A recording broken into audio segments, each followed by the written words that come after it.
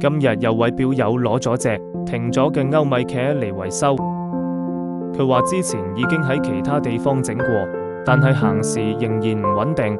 我哋打開後蓋檢查下，發現固機膠圈裝反咗，固機螺絲嘅位置都唔啱，成個機芯入面都係污糟嘢，潤滑油都變質晒，整體機芯狀況真係唔太理想。呢款係歐米茄2500同族擒重機芯嚟嘅，喺條軸部分啲寶石已經嚴重缺乏潤滑油，